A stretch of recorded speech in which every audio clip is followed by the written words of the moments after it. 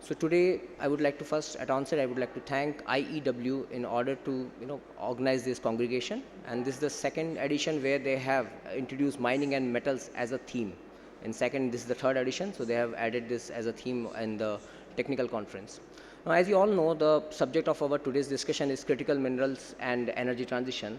And this is the best time India is at the cusp of such a transition that you required all the energy intensive transition to be highly mineral intensive. Like it's all minerals that is required, whether it's a critical mineral, strategic mineral, fertilizer mineral, and all and whatnot. And today, surprisingly, we have a very eclectic bunch of speakers who are ranging from geologists to metallurgical and material science, finance and policy expert, economic experts, all with us to talk about the entire end-to-end value chain of critical mineral, be it exploration, mining, processing, and at the last is the recycling and the green metals. So let's get started, and we'll hear them out. So there are a few rules of this presentation as per the guidance. First of all, each speaker would be getting only around 15 minutes to speak, and there is no Q&A as per the protocol. And after the session, backstage we may have, if any questions, you can individually reach out to any of the speaker.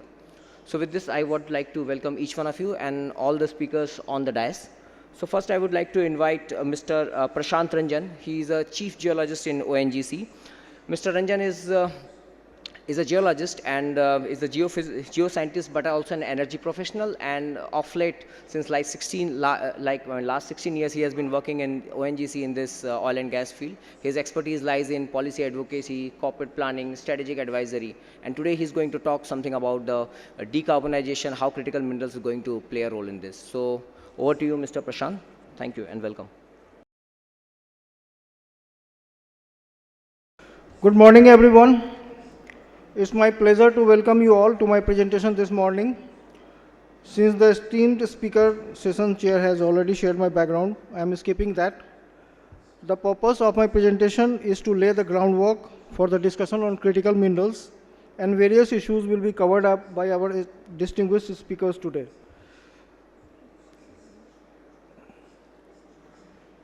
There are scientific evidences to show that human activities are responsible for global warming, principally through emissions of greenhouse gases. We know that. And studies have shown that emissions of greenhouse gases have increased rapidly over recent decades.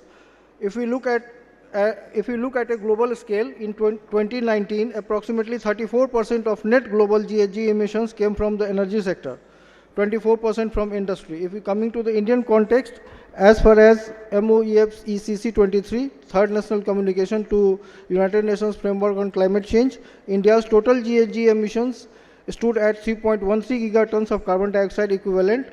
Of these, carbon dioxide emissions from industry contributed to 2.48 gigaton equivalent.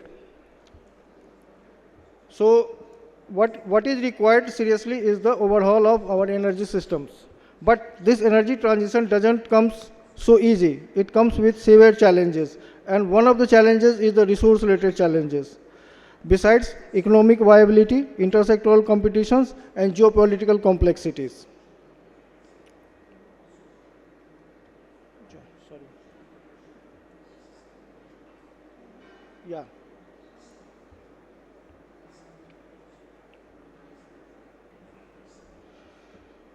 Critical minerals, we know that they are essential for economic development and national security, and the lack of availability or concentration of existence, extraction or processing in few geographical locations lead to supply chain vulnerability and disruptions. Various countries have listed their own set of critical minerals as per their geopolitical situation, as per their requirements, and as per their national goals and plans. Like China has listed 24 minerals as critical. India in 2023 for the first time has listed 30 minerals as critical minerals.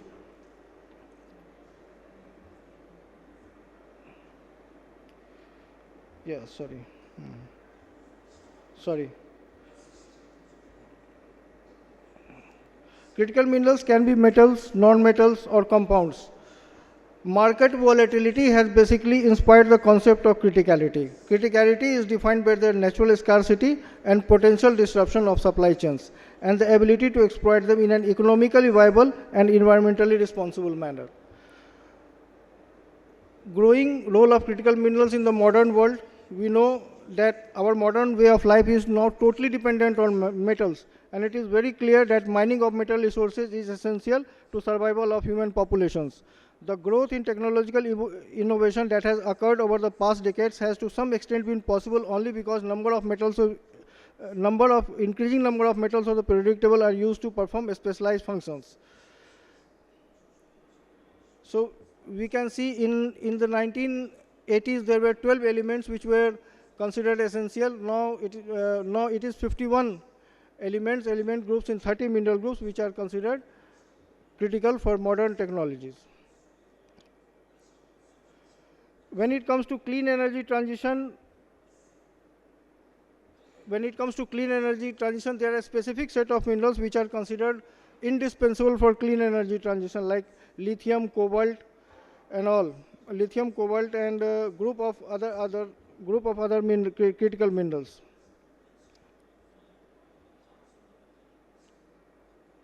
Lithium, cobalt, neodymium, dysprosium, rare earth elements, silver, tellurium, selenium, gallium, indium. These are the elements which are considered very critical, without which, if these minerals will not be there, there will not be any energy transition as per the current technology available. So no critical minerals means no clean energy transition. We can see, going back to the slide, we can see that in solar, these silicon, cadmium, you can see silicon, cadmium, tantalum, all these minerals are very critical for energy transition. In my opinion, at the intersection of renewable energy and critical minerals, or the material basis of renewable energy technology, lies a field which is worthy of interdisciplinary research. Why? There are at least 3 reasons. Firstly, many experts explain that it is difficult to anticipate the future development of material needs. The pathways and future development of existing or emerging energy technology is not known. Secondly, there is an uncertain geopolitical constellation. And thirdly, national resource and energy policies and the dynamics of countries directly impact the availability of resources. We see globally the distribution of critical minerals are very heterogeneous. The areas which have been highlighted are highly endowed, and the areas which are not highlighted are deficit in as far as geological endowment is concerned. There is a geology behind it. It's not like it is not geography related. It has subsurface geology associated with heterogeneous distribution. I will come to that.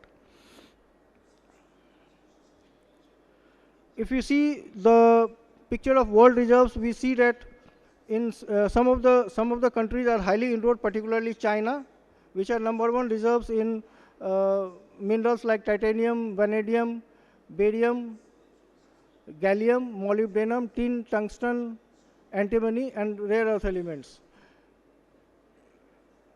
And some of the countries are very deficit. The highlighted minerals are minerals which is considered critical for India. India is a global leader in climate action. We know the announcement of 2070 as net zero marks a very credible policy signal for the country, and it has completely changed the discourse of our climate debate. We have very ambitious climate ambitions, and as of November 2024, India has already achieved more than 214 gigawatt of non-fossil fuel sources. India's cumulative installed solar energy capacity has reached 94.17 gigawatt and power capacity of 47.96 gigawatt. Besides, National Green Hydrogen Mission aims to establish India as a global hub for green hydrogen production and export. Now, despite all these high ambitions, we are very import dependent on critical minerals. As you can see, we see in many of the minerals our import is from China, and in some of the minerals we are like lithium, cobalt, nickel, vanadium, we are 100% import dependent from other countries. So it presents a very huge challenges on our road towards net zero. We see all these.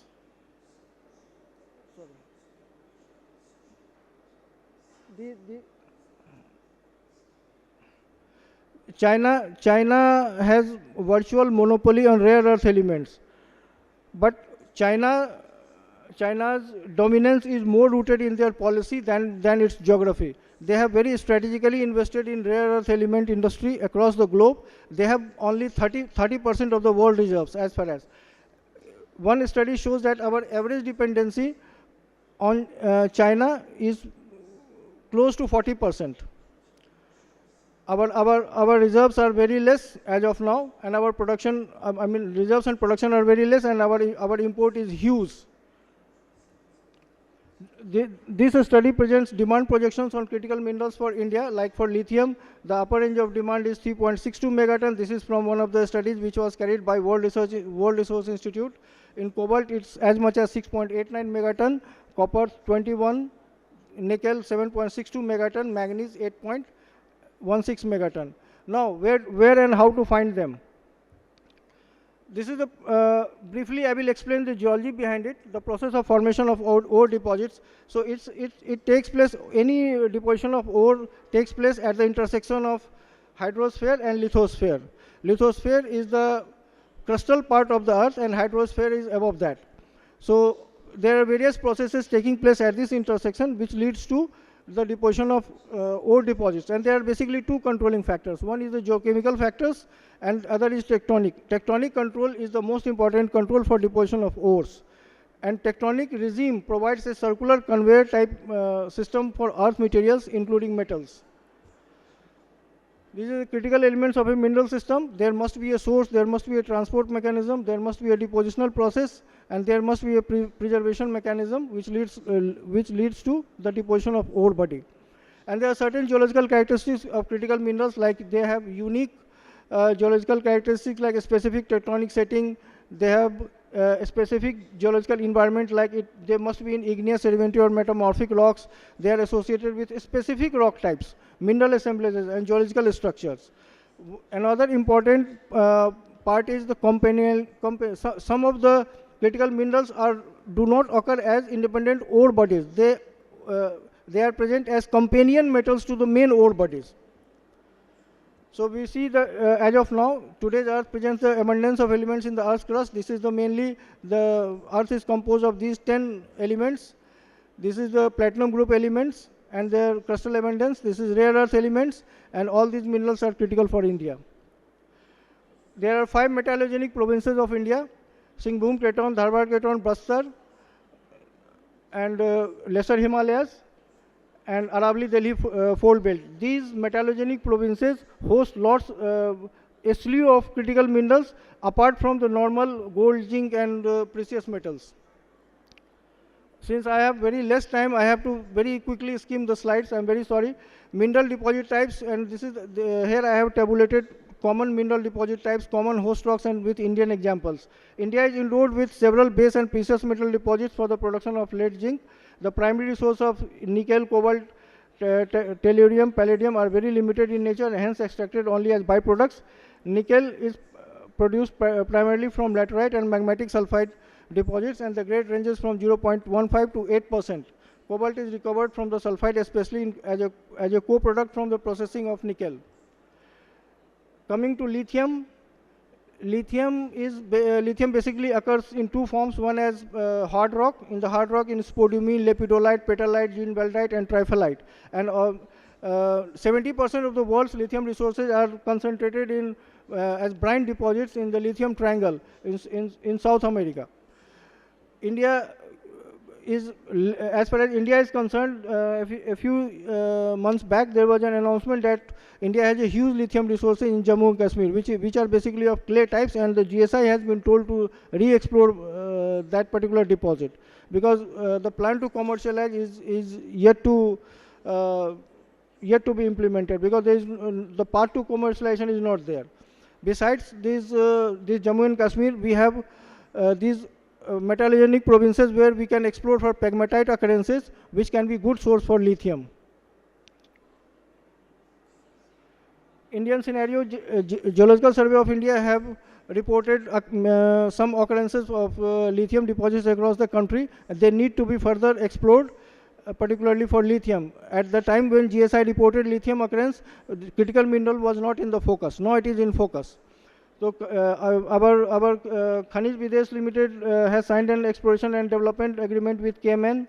7 mineral blocks have been auctioned for exploration of critical minerals. Besides some international oil companies, they are also into big way as far as lithium extraction is concerned, particularly ExxonMobil, Occidental Petroleum, Equinor, and Schlumberger.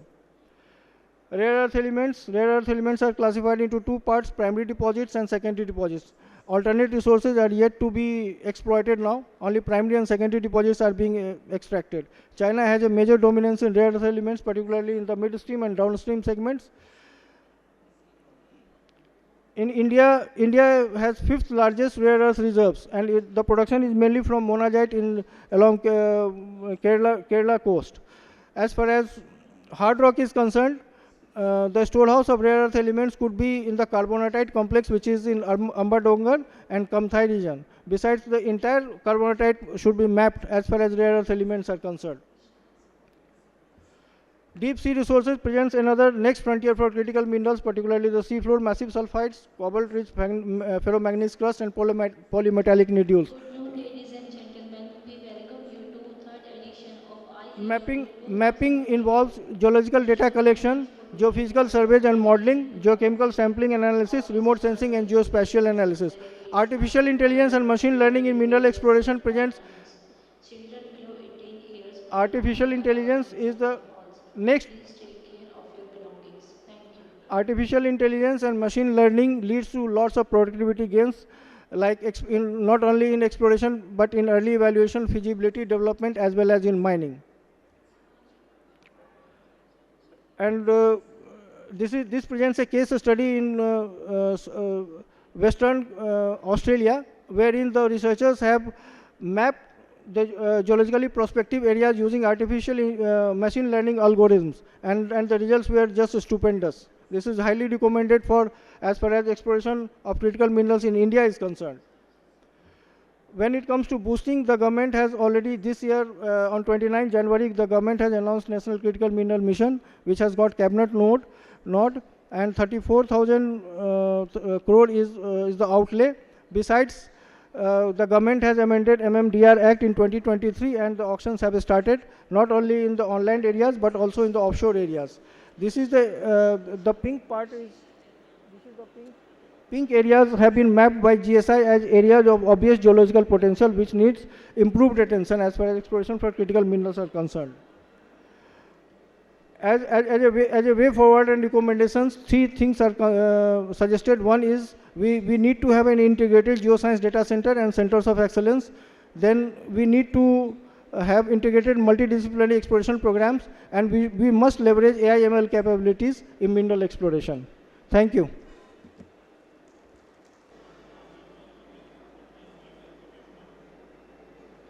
So in the last 5 years, the critical mineral space has seen a huge amount of volatility. If you remember from the start of 2020, the critical minerals, particularly like cobalt or lithium, price shot up to almost $80,000. Even copper, which touched almost $10,000. But after that, we have seen a course correction and a huge slump in the commodity prices, particularly in the battery minerals. For example, lithium or cobalt has come down almost by 70 or 80%, which is now almost hovering around the pre-pandemic level. But the thing is that it's more, the downfall is more visible in the new age critical minerals. But if you see the traditional base metals like copper or aluminum or zinc, that price fall was limited, although it's in the double-digit things. But prices are actually the reflective of everything. It shows the equilibrium between the demand and supply, and that is actually reflected in the demand and supply of these critical minerals. The major reason for this price decline is that the growth in supply has actually overpaced the growth in demand. From Africa to Indonesia to China, everywhere, the new projects came, and that those projects came very quickly, more than the expected rate. That has actually flooded the market. And also the downstream sector also had the capacity build up, and inventory building was also there, which resulted in pricing fall. On the other hand, demand front, we have seen that in the start of 23 or 24, the markets were reeling under the high interest rate, high inflation, which has also impacted the demand situation. In nutshell, those are the main reasons that prices have collapsed.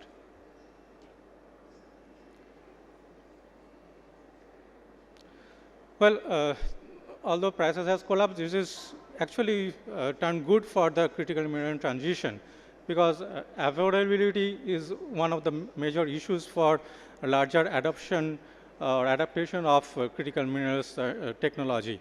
And thanks to this price correction, the lithium battery or other clean energy technology prices are back to the downturn again. We can see that the clean energy technological equipment price is almost 22% down from the pre-pandemic level. But it's a double-edged sword. When affordability has increased, prices have come down.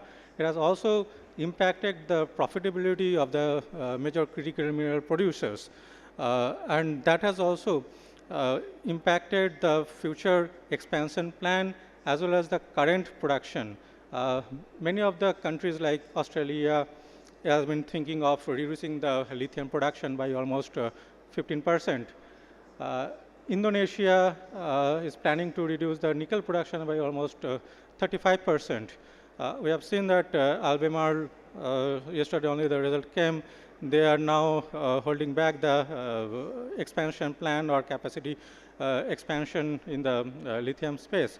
So price, although it's down today, it's good for the consumers. Maybe for the long term, we need sustainable prices as well to encourage expansion in a broader way. On the other hand, the downstream demand is also growing up very rapidly. Even after all those headwinds in 2024, we have seen the EV sales grown by almost 25%. Now almost 17 million units of EV were sold in last year. And if we go by IES projection, the EV sales excluding these two-wheelers or three-wheelers will probably see almost 45 million EV will be running in the will be sold in 2023. And this is going to give a huge boost for the EV batteries as well. So the battery demand is projected to almost quadruple by 2030. So from around 1 terawatt hour level, it can go up to almost 3.8 terawatt. Similarly, the solar capacity, 2024, we achieved the solar capacity of 2 terawatt. And if you see the last 68 years, it took almost 68 years to reach to first trillion of solar capacity in 2022. And it took only 2 years to achieve the next 2 terawatt in 2024. And if I go by the International Solar Council's projection, almost another 4 terawatt of solar capacity is going to be added in 2030. So it's giving a huge boost for the mineral demand as well. So at least we expect that almost the critical mineral demand will be doubled within this time period. So to meet this demand, the capacity or the production was also to catch up. But on the other hand, we are seeing that in the existing mines, they are dealing under the pressures of falling grades. So the copper or zinc or lead, everywhere, the existing mines are facing this challenge. At one point of time, we were discarding 1% or 2% grade of copper. Now, if we get even as low as 0.5% of copper, that will be lucky. So this is the situation. And on the other hand, we need to spend more on the exploration of finding the new mines. When IEA came with the first recommendation or the first report on the critical mineral, they said that almost 30 new mines for lithium and 41 new mines for nickel will be required. So this means we need to spend more on exploration. But if you see the commodity prices and the expenditure on exploration, that goes hand in hand. So when commodity price falls, the expenditure on the exploration also falls down. So we may see another downturn in the exploration expenditure if prices remain prolonged downturn. But the new mine which needs to be coming out, but that is also having a huge amount of lead time. So lead time has actually increased in the last 4 or 5 years by almost 30%. The mines which required to take almost 12 years, 5 years back, it is taking almost 18 years now. So when demand is growing at almost 20-25%, we need to cut short this lead time from new mines to come. And the slow progress also visible in the diversifying the critical mineral sources. The concentration of critical minerals is not a new thing, but the thing is that we are not moving in a fast way to diversify it enough. For example, in Indonesia, the nickel production in Indonesia's share has increased from 35% to almost 52%. And the same thing is visible in the downstream sector also, means the critical mineral processing in the be it EV battery or EV cathode manufacturing or EV production as well. And the low price is actually incentivizing the existing producers to spend more on the current location itself rather than diversifying it. And from this heightened concentration of critical minerals, that is also leading to high conflicts. And there's one study by OECD showing that since 2020, we have seen almost 200 cases for trade restrictions. And it's more on minerals rather than the downstream. So another study is showing that almost 41% of the producing countries are at risk of supply disruption. So this geopolitical concentration is also increasing some trends for moving more in the downstream production in the domestic area.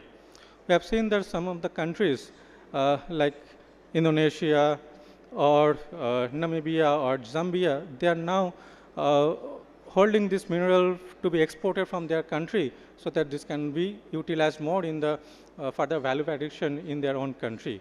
Similarly, some countries are trying to get as much benefit available from this high price situation. For example, in Mexico or Chile or Argentina, they have increased the royalty rate as such and the taxes in this mineral production. So over the last 15 years, we have seen that trade restrictions have actually grown by almost 5 times. So that is a big issue for transition for more production in this area.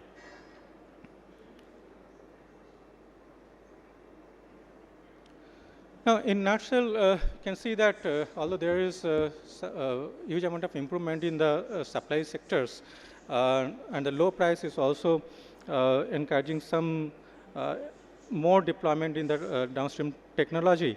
But the thing is that we should not be complacent about this development. Mining or the transition is not a 5 or 10 years goal. The goal is by 2050 we need to attain this net zero. So it's a long-term game. So the production needs to come out in line with the demand. And if you go by the past trends in few instances which are there in the slide, you can see that this hike in price is not new. In the past also, we have seen huge spike in copper or cobalt or nickel or even zinc. So there is no place for being confident that this low price will continue forever. So on the other hand, we need to ease the regulatory framework to encourage more production to come online. And particularly in the exploration, we must not stop investing in that, particularly in the grassroots level, because the small exploration companies, they actually find the resources and in the first chance, and then it is passed on to the major producer. But over the period, we are not seeing much investment coming in the grassroots exploration, maybe because of the changes in the dynamics of the market. So almost there was a zero kind of new discovery in copper or zinc over the last 10 years. Even the new mines which are coming, that is also of almost 22 to 30% smaller in terms of size and with lower kind of grades, which we have already shown. So instead of putting all the eggs in one country, we need to diversify our production portfolio as well, geographically. So the best way is to leverage the FTAs or the bilateral trade agreements, even multilateral. There is one concept came for MSP, Mineral Security Partnership, which is run by US, and 14 countries are partnered in that scheme. It's a sovereign-driven project, and the supply and the support of the sovereign is there. Even it's good for getting the funds as well. So we can explore such multilateral partnership to expand our global footprint and diversify the production. Thirdly, we need to encourage recycling as well. That recycling itself can reduce the pressure on the primary metal and reduce the overall metal demand almost by 10 to 15%. And tariffs and royalty, this should come at a competitive rate so that the cost competitiveness becomes more feasible for adaptation of more critical minerals and the downstream demand. Last but not the least, these critical minerals also comes with the major minerals. There is something called associated minerals. For example, cobalt. The maximum portion of cobalt comes from the coppers. Then gallium and germanium. There's a well-known case that China restricted the export of these two minerals. But these two minerals can be found from red mud, which is coming from the bauxite, as well as lead and zinc.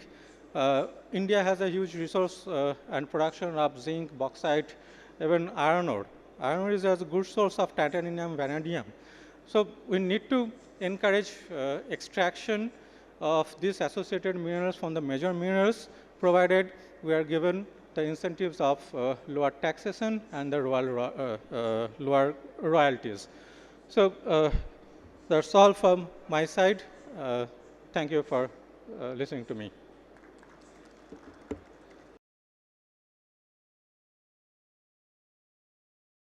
Good afternoon, everyone, esteemed chair and my fellow colleagues at the stage. It is an honor to be a part of Indian Energy Week. Thanks to IOCL and IEW for this opportunity. I'm Bhupendra Raj, and I'll be discussing, and Mr. Rajendra Tam will be discussing on green metals towards a sustainable future. The next is the presentation outline. I'll be speaking about various green metals and its role in decarbonization, and my colleague will be speaking about the sustainable mining, IOCL's battery business, recycling, and the future outlook. So, what is green metals? Green metals are those metals that contribute to the reduction of greenhouse gas emissions, supports the transition to renewable energy sources. These metals include lithium, cobalt, nickel, rare earth elements, which are essential to produce clean energy technologies, such as in renewable energies and critical electronics. My senior colleagues over here have already discussed about the supply chain as well as the geologist part of it. And I'll be discussing a little bit about the application part of it. For example, a typical car requires 6 times the minerals inputs compared to a conventional car, and an onshore wind plant requires 9 times more minerals than a gas-fired plant. So it is very pivotal to have the role of green metals in this journey to clean energy is very pivotal. With electricity being the vehicle for harnessing renewable energy from forms like wind and solar, the transition can also be shift from molecules to electrons. The International Energy Agency reports that lithium-ion batteries in EVs can lead to 70% reduction in life cycle emissions compared to the traditional vehicles. EVs can achieve up to 87 to 90% efficiency due to simpler mechanics and fewer moving parts. Over to the next slide. That is metal matrix. This is the relative criticality of various metals for clean energy technologies. Here is the metal matrix table showing metal requirements relative to clean energy technology like solar PV, wind energy, EVs, battery storage. Such as we can see in the metal requirement is very high for EVs and battery storage, where it requires copper, cobalt, lithium, rare earth elements, and aluminium. There are three case scenarios as per IEA, that is announced APS, announced place scenario, steps, that is stated policy scenario, that is current scenario, and net zero emission scenario, which is being given by the Paris climate. In the net zero emission scenario, adoption of clean energy technologies will lead to surge in demands, tripling by 2030, growing to over 3.5 times the current level by 2050. As we can see in the table, the projected demand for lithium is growing to about 8.7 times, which is the highest in the green metals. The combined market value of the key energy transition metals more than doubles by 2040 in a step scenario and reaching to $700 billion in net zero emission scenario. So going to the application part, the first critical metal that I will be talking about is lithium, which is also called the white gold for energy transition, is a game changer in the world of clean energy technology. Its unique properties like low reduction potential with high energy density makes it an essential component in various applications, including lithium-ion batteries, electric vehicles, battery storage. It has revolutionized the energy storage technology to enable the mobile revolution. Its sources are basically brines and rocks. The top three countries producing it are China, Chile, and Australia. The next one is copper. There can't be any decarbonization without copper. And it is one of the most indispensable metal for meeting the net zero emission goals. As the most cost-effective conducting material, copper is central to capturing, storing, and transporting energy. The copper demand for clean energy technology remains one of the most and by the largest both by weight and monetary value. EVs requires more copper than traditional vehicles due to their uses in electric vehicles. Copper demand projection under NZE scenario is going to triple by 2050. The top three mining countries of copper are Chile, Peru, and Congo. China is the largest refiner of copper in the world, whereas India being the net importer of copper. Next one is the nickel. Nickel has traditionally been used for industrial alloys due to its corrosion resistance and workability. It is essential for battery cathodes, significantly boosting electric vehicle expansion because of its high energy density, resulting in lighter batteries and greater range. Today, EVs account for around 7% of nickel demand and 16% of its demands in batteries. Nickel is used as a catalyst, in the production of green hydrogen, which is essential for clean energy storage and fuel. The projected demand for nickel is estimated to also grow by 3 times in the net zero emission scenario. The top three countries which are producing nickel ore is Indonesia, Philippines, and New Caledonia. The next critical mineral is cobalt. Cobalt is critical for electrification of mobility, being a component in both cathodes as the active material of lithium-ion batteries and electronics needed for smart mobility. Most modern electric vehicles use NMC batteries, known as the cobalt batteries, which contains around 10 to 20% of cobalt. Cobalt is also a vital element for producing strong magnets for powering the motors as well as the generators. Congo is the largest producer of cobalt. China is the largest refiner. Due to its geopolitical situation, there is a scarcity and supply chain disruption is there. Alternative battery chemistry with higher nickel is being explored to minimize the use of cobalt in lithium and batteries. The next is aluminium, the most abundant metal on earth. It is the most critical metal for energy transition, powering many low carbon technologies such as wind turbines, solar power, batteries, transmission wires. Its metal properties like corrosion resistance, low specific weight, and excellent electrical conductivity. Recyclability offers many advantages than other metals. As a matter of fact, more than 75% of aluminium ever produced is still in use today.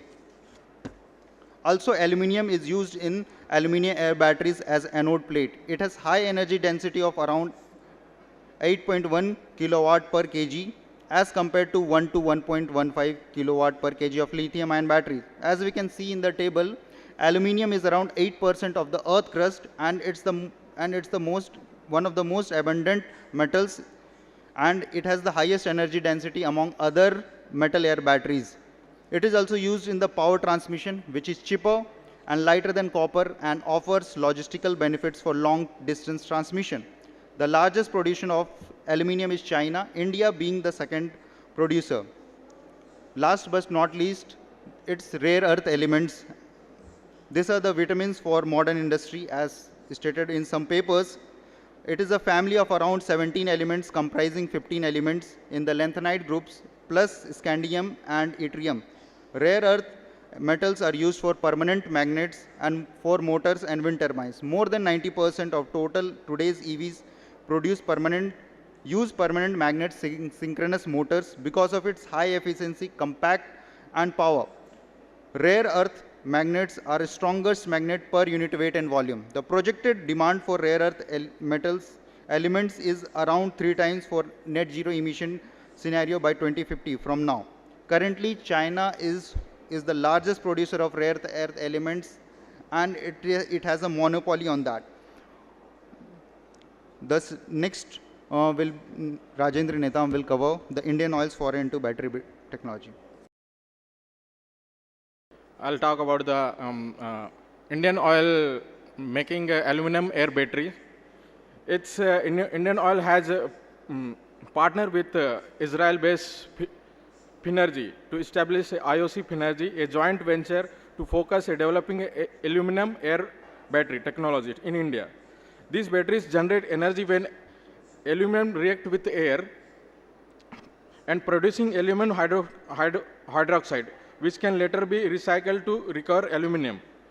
Advantage over lithium ion batteries, high energy density and lightweight, and second one, quick refueling. It is not require a power grid, so it don't require a charging, so easily it can be swept, and resource independency, because India is the second largest producer of the aluminum, so aluminum air batteries can be produced, manufacturing in India easily. This can be game changer for electric vehicle market, because aluminum is available in India, and that already aluminum air battery has been used, and already Indian Oil has demonstrated 500 kilometer range with successful battery swap. Large scale implementation of this technology will revolutionize the electric mobility in India. Given the availability of aluminum and existing production capacity, aluminum air battery align with the vision of Atmanirbhar Bharat. Second one is now I'm talk about the sustainable sourcing of metals, mining and green metals. So it is power required, many process steps required during the processing green metals, mining, and so first one is smelting. Smelting is just nothing but just we have to heat the ore and in the furnace with flux to separate the slugs impurities and leave the molten metal. And second one is refining. Refining is nothing but you have to produce a 99% pure metal by electrolysis. And green metal processing, some challenges because it is a environmental concern. It produce some radioactive wastage and other is like and another energy intensity, high energy required to mining and processing, and geopolitical issues. Geopolitical issues because it is concentrated in certain areas only, and during the processing, greenhouses gases, too much greenhouse gases emission produced during the processing. So what we can do to reduce the greenhouses gases or improve the sustainability of the producing green metals. So we can use like renewable energies for powering operation with the solar winds, green hydrogens, and energy efficiency. Advanced technologies can use to reduce the energy consumption, and low emission transport like hydrogen power trucks can be used. Adopting these strategies ensure the sustainable green metals mining, reducing the environmental impact while securing the resource of the future.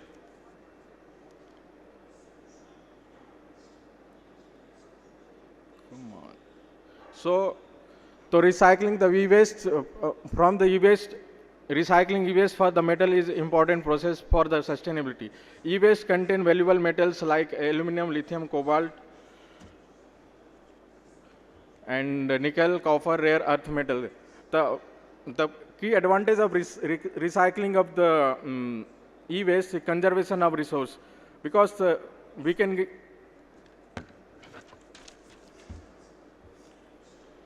resource conservation, recovering metals, reducing mining dependency, and preserve the natural resource, and energy savings.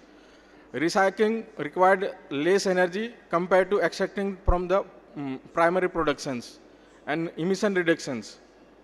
Lower emissions because increasing the reduced metal use significantly cuts the carbon footprint and compared to the primary productions.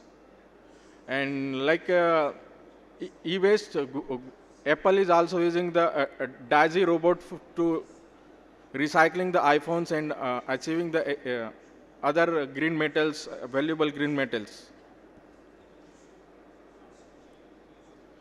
Future outlook for the green metals in clean energy. And as the world transitions to clean energy, the demand for the crucial metal like lithium, cobalt, rare earth expect to surge for the by 2024. By far, China dominates the manufacturing and critical material refining for clean energy supply chains. China produces more than 80% of the world's battery cells and solar PV modules and 60% of wind nacelles. So, to reduce the dependency of the other countries, the government has initiated the launched the National Critical Mineral Mission to address the entire supply chain of the essential minerals from the domestic production to recycling. India has also set up Khanij Bidesh India Limited to ensure critical and strategic mineral supply security of the nations. In the budget 2024 and 25, complete extension of BCD of 25 critical minerals has been announced. First offshore mineral block auction began in the November 2024. So, these blocks located in the special economic zone focus on a critical metal like cobalt, nickel, vital low carbon metals. Thanks for listening, and that's it from my side.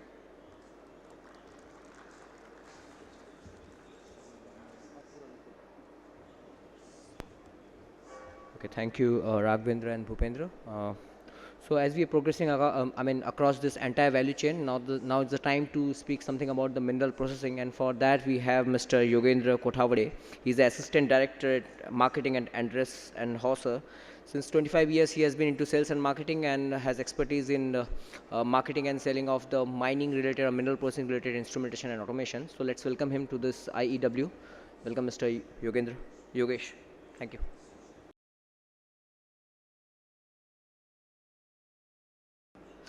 So just to quickly brief about the company, Endres and Hauser, we are a Swiss-German MNC with turnover of around euro 3.35 billion, and we have close to 16,000 employees globally, and we manufacture 3 million sensors, annually of various, for the various parameters. When we talk about the mineral process in the mining, so there are various stages, and when we talk about the leaching part, basically it is the process where you extract the critical components of the minerals, and in that leaching, the autoclave leaching is one of the very, very crucial and important stage. So I'll talk about the use of instrumentation in that particular part. So autoclave leaching is primarily used for nickel and cobalt ores, and wherein we have a feed which is inputted into a preheating tank where these ores are heated with, mixed with water, and the slurry formed is fed further into autoclave process to where the pressure is in the range of 200 kilopascals to 500 kilopascal and temperatures around 120 degrees Celsius. There is also a process called HPAL, that is a high pressure acid leaching, wherein you will have high pressure ranging up to 50 bar and temperatures up to 250 degrees Celsius. Acid is sprayed continuously into this autoclave, wherein we are trying to achieve the dissolution of the ore, and then high temperatures and pressures are ensuring the leaching process is maximized. When we talk about the instrumentation, I'll just go back to the previous slide. You can see in the first stage we have an acid storage where acids are stored, and there it is very, very important to measure the level so that we are maintaining the enough volume or say inventory of the acid, and then point level detection for level switches, and then ensuring the outflow, proper outflow of this acid into the next process. We use flow meters. So we are providing sophisticated, radar level transmitters which are specifically designed for this taking care of corrosive and hazardous nature involved into the acid storage tanks with the PTFE cladded antenna. And we also have a coated version of level switches, because simple having a metal or SS316, as a material of contact will not help here because of the corrosive nature of the acid. So we use coated version, or these metal rods are coated. And then we also have specific MAC flow meters which are equipped with the liner which are suitable in this highly corrosive environment with PFA lining. Then the next step where this slurry or say your feed, where we are storing it into the mixing tank where the water is added into it. And this water monitoring of the flow, we use flow meters, and we have dedicated flow meter for this particular application which is meant for simple application like water. Then this mixer output is further fed to autoclave, wherein we are using flow and temperature instruments to ensure that rightly what you can say constituted slurry is going to autoclave. So we have flow meter 55S, ProMac 55S, which is specifically designed for this application with accuracy requirement and a lining requirement, and temperature transmitters, highly accurate and very fast in response. Autoclave leaching is a process which is again very critical. There we use temperature and flow measurement and also level measurement using gamma. So pressure, we have a PMP75 pressure transmitter and temperature transmitters also used in this particular autoclave. Then the next comes is a gamma, use of gamma level transmitter, because in autoclave, if I go back to the slide, you can see there are various agitators, and then the tank geometry becomes very complex. So we can't use insertion type or non-contact type radar level transmitters. So we are using gamma, which is non-intrusive type of measurement. And for flow, we are using flow meters magnetic flow meters. And then the further output of this autoclave is, again we are using flow meters, you can see, and steam and air, which are the very, very important utilities in autoclave, because steam is used to heat, generate the heat into the autoclave, and air supply is basically for the pressurization. So there we are using vortex flow meter for steam, and we are using DP type flow instrument for controlling the airflow.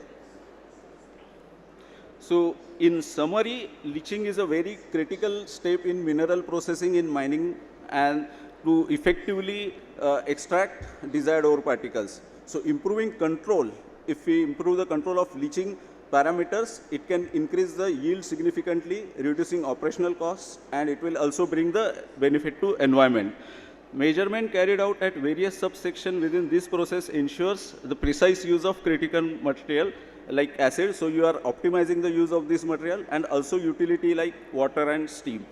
In addition, measuring the outflow maintains the information of mass balancing and optimizing throughput further downstream in the plant. So Entrance and Hauser, with its broader product portfolio, we are able to help customers to achieve high efficiency and consistency in, and thereby giving the higher ROI, returns on investment. So thank you.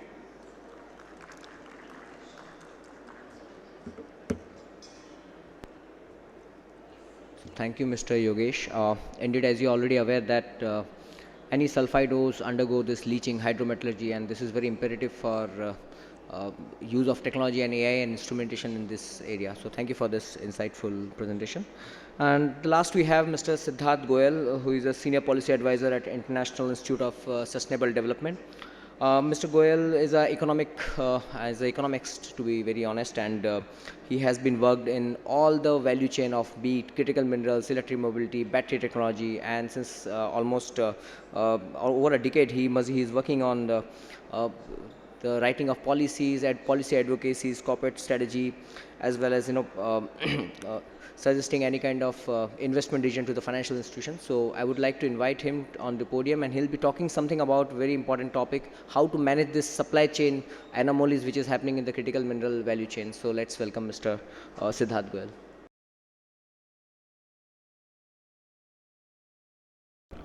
Good afternoon, everyone. I know I stand between you and lunch, so I'll try to keep it brief. Firstly, thank you so much to the organizers of the India Energy Week for inviting me to speak on this important topic. Thank you to my co-panelists who've shared so many great insights already. So really the topic I'll be speaking about is strengthening critical mineral supply chains through state-owned enterprises. And really it brings together two of my core focus areas, which is critical minerals and state-owned companies. At ISD, what we do is typically provide policy advice to governments around the world. So governments that are looking to secure critical minerals, and then also governments that have critical mineral resources but want to build downstream industries like batteries, renewable energy, electric mobility. On state-owned companies, typically what we do is support them in terms of diversification towards new renewable energy technologies like batteries, solar PV, wind, etc. When I say state-owned companies, what I really mean is companies that are majority or fully owned by the government. In India, they're also called public sector undertakings, or PSUs, as they're more commonly known. So starting out, why do we need state-owned enterprise participation in critical mineral supply chains? The first reason is investment. So investment in critical minerals has been growing over the past few years. It grew by 30% in 2022. It grew by almost 10% in 2023. But at the same time, there's still a huge investment gap. As you can see, the IEA estimates that it's almost 55% for just 4 key critical minerals to achieve net zero by 2050, which really highlights the need for new sources of capital. So private investment will be vital, but there's still a huge need for public sources of capital as well. Now, I think Dr. Sen spoke about, this volatility in prices, a lot of uncertainty, a lot of oversupply. So keeping aside just the climate considerations, purely from an energy security perspective, from defense perspective, critical minerals are strategic resources. So they're really needed, beyond just looking at it purely from an economic standpoint. And really that's where the role of governments and state-owned enterprises come in. Because SOEs or state-owned companies, they're key actors in emerging economies. As you can see from the chart, they provide almost half of all energy sector investment in emerging economies, governments and state-owned companies, and that's much lower in industrialized economies. It's just 15% in industrialized economies. And currently, if you look at the chart, if you look at the spending patterns of state-owned companies, they're predominantly going to fossil fuels. So in G20 countries, the majority of spending is currently on fossil fuels. So there's a huge opportunity to shift that spending from fossil fuels to renewable energy. And it also plays to state-owned enterprises' strengths, because if you talk about traditional mining companies, oil and gas companies, they're very well attuned to shift towards critical minerals. They have a skilled workforce, they have technical knowledge, they have knowledge of permitting and regulations. So really that gives them a huge advantage to diversify towards critical minerals. So really, aside from just state-owned companies, there's this overall trend of rising government support across critical mineral value chains. So state policies, for example, they're boosting demand for critical minerals, on the energy transition, and then they're also bolstering sort of this pursuit of diversified and resilient supply chains. So many G7 or advanced economies have been providing direct grants or tax credits for exploration, grants for processing and recycling infrastructure. Some of the examples are the Inflation Reduction Act in the US, Australia's Modern Manufacturing Initiative. Even when we talk about emerging economies, China has been, the most successful case of securing critical minerals, and it's predominantly been through state-backed companies. So these are companies that receive a lot of state support, either in terms of financing or just overall government support in terms of infrastructure partnerships. And more recently, a lot of countries in the Middle East are also pursuing this model of state-backed companies that are actually securing mineral supply chains. And given a lot of the price volatility recently, a lot of the technological uncertainty, so on the downstream side, there's this talk about LFP batteries, NMC batteries, which minerals will really be required. So there's this, there's a lot of uncertainty for even the private sector, to make these huge investments. So state-owned or state-backed companies can actually help de-risk investments made by the private sector. And there's a role for them in both consuming and producing nations. So in consuming nations, obviously they can make overseas investments, de-risk the private sector. But when we talk about mineral-rich countries that are producing critical minerals, a lot of these countries are also looking at more state participation. So for example, in Chile, in its new lithium mining strategy, it mandates that a state-owned enterprise has to be involved in all new lithium projects. In Indonesia, in Namibia, they're also focusing on more state participation.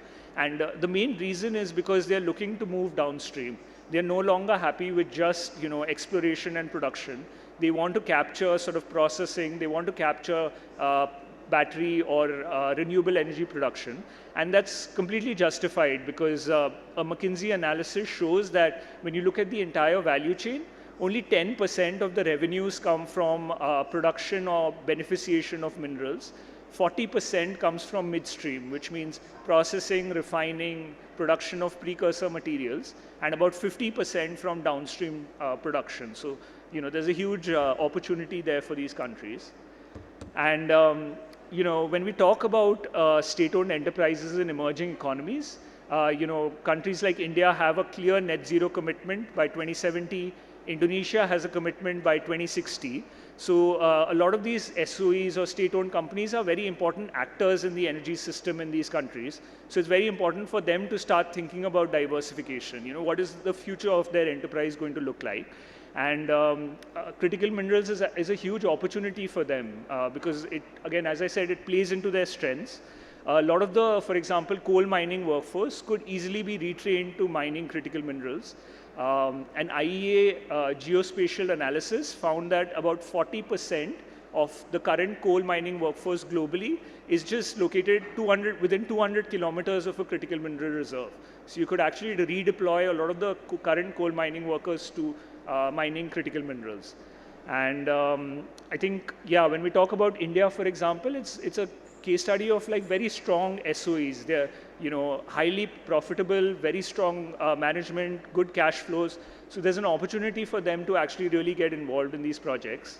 And I think even, when we talk about the cost of financing, so currently the cost of financing for material production projects in emerging economies is almost double that of in developed countries. So again, they could help lower this cost of financing because again, we know that a lot of SOEs in countries like India can actually borrow at even lower rates domestically than, the private sector. Yeah, I think in India, for example, there's a case study of ONGC Videsh, which is a sort of an SOE which was primarily created to secure oil and gas assets abroad, and India could definitely learn some of the lessons from ONGC Videsh for securing critical minerals. Indonesia is another interesting example where they've set up an Indonesian battery corporation, which basically consists of some key SOEs within the country. So it's been formed by Pertamina, which is the national oil and gas company of Indonesia, and PLN, which is the electricity utility, which predominantly has been working on coal thermal power assets, but now they are mainly focused on battery production. When we talk about, obviously state-owned enterprises is just one business model, but there are several different state-led business models in critical mineral supply chain. I think I've already talked about China's example, where they've looked at, state-backed or financed companies to actually secure, minerals around the world. And very often these are private sector companies, but they actually receive a lot of government support, which has, really helped them in terms of meeting their industrial and energy security needs. But then there's another model which has been followed mostly in Japan and South Korea, where the focus has really been on partnering with the private sector. So there's a company called JOGMEC in Japan, where the focus is very much on providing financing for exploration, de-risking investments for the private sector, and they've been very successful. So there was a ban on rare earths at some point by China, which affected Japan severely, and Japan was able to diversify significantly over the next decade, and its rare earth dependence on China has come down significantly since then. So companies like JOGMEC can play an important role. Again, in South Korea, Komer provides a lot of support to their battery companies in terms of securing assets abroad. A lot of their financing that they provide is mainly focused on the initial mining project exploration. Yeah, I mean, for countries like India, there's obviously this one model where, companies like Kabel or CIL directly secure the assets. But then there's another model where they could go into consortiums with private companies and then jointly actually purchase those assets abroad. Another area where there could be a focus is on strategic stockpiling of resources. So again, JOGMEC helps Japan stockpile a lot of the critical mineral resources that are crucial for their sort of energy needs and defense needs as well. So yeah, that's another major area where there could be a role for the state-owned companies. So just some recommendations starting out. I think firstly, there's definitely a need for more data. So what we found in our analysis is, even for example, organizations like the IEA, etc., they track a lot of funding commitments, but there's not enough data on actual spending across critical mineral supply chain. So there's really this knowledge gap about exactly which companies are state-owned, where exactly they are investing, and their production revenues and performance. Secondly, I think we've talked about already critical mineral investments could support SOEs in diversifying their business models, but we don't fully understand how to apply ESG frameworks to them, because currently a lot of ESG frameworks have been drafted keeping in mind the private sector, but where the government is a primary shareholder or stakeholder, there's uncertainty about exactly how to adapt those ESG frameworks to them. And that's crucial because a lot of the downstream demand for critical minerals is mostly coming from clean energy technologies. So there's a strong push for adopting strong ESG frameworks to be able to supply downstream providers. And then I think one thing I haven't talked about is there's obviously the direct mining that takes place, and state-owned enterprises can get involved in mining, but there's also a need to create this infrastructure around mining. So for example, in many countries in Africa, that have mineral resources, they're not necessarily looking for investment or support purely in mining, but they're looking at investment in evacuation infrastructure. So, road infrastructure or railways infrastructure to take that, mineral from the pit head to a port, or port infrastructure to actually export those minerals. So again, that's another area where state-owned companies, financing institutions can play an important role in actually increasing mineral production and exports. I think I've talked about value addition in mineral-rich countries, and this is definitely a strong desire from these countries. And if you want to avoid the situation of like export bans, nationalization, it's very important to try to find these mutually beneficial trade and investment partnerships. And those could involve government-to-government agreements, in critical minerals. And then, I'll end by saying, it's really important to try to collaborate with the private sector, both in terms of, at the end stage of the mineral, when you start producing the mineral, you need to have an offtake agreement. So at that point, it's really important upfront to have a strong collaboration with the private sector, crowd in new sources of capital, and even to de-risk investments made by SOEs. I'll end there. Thank you.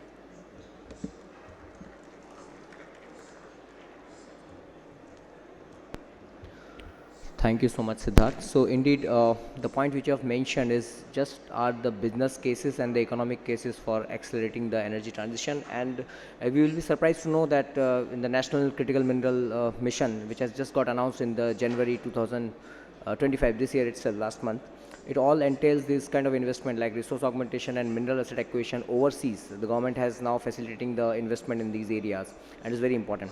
Lastly, I would like to conclude this entire session by stating that mining sector is first of all highly capital intensive.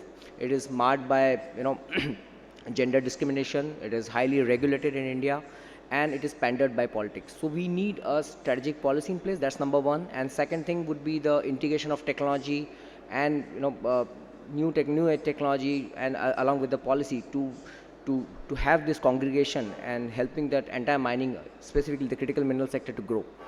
Government of India, through this policy, they have already amended MMDR Act, and they have added 24 critical minerals defined specifically. You can exactly look at those numbers and those mineral types. So with this, I would like to conclude this session, and would like to thank IEW organizers for allowing us to have this fruitful discussion, and involving all the stakeholders right from across the entire value chain, from exploration to the processing, and as well as supply chain and markets.